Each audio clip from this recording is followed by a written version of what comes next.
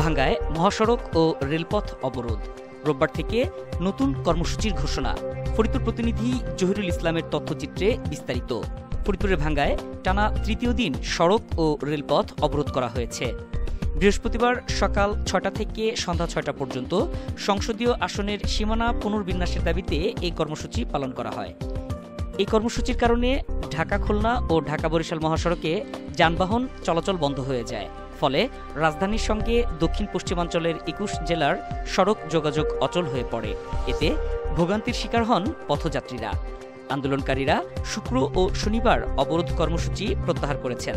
তবে ২ দিনের মধ্যে তাদের দাবি পূরণ না করা হলে আগামী রোববার থেকে অনির্দিষ্টকাল পর্যন্ত সড়ক অবরোধ কর্মসূচির ঘোষণা দিয়েছেন আন্দোলনকারীরা।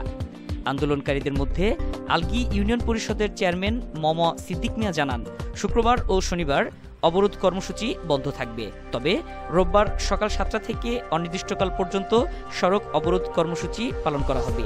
এর মধ্যে আমরা ইসির কাছে যাব, সেখানে স্মারকলিপি জমা দেওয়ার পর ঢাকা প্রেস ক্লাবে সংবাদ সম্মেলন করা হবে। আমাদের দাবি পূরণ না হওয়া পর্যন্ত আন্দোলন চলবে।